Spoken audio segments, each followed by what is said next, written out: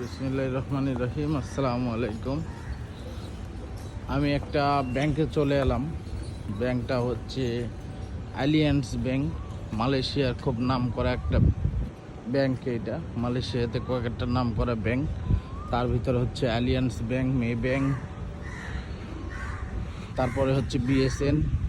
এগুলো ব্যাংক খুব ভালো চলে মালয়েশিয়াতে। তো আমার একটু কার্ডের প্রবলেম হয়েছে, তাই চলে এলাম।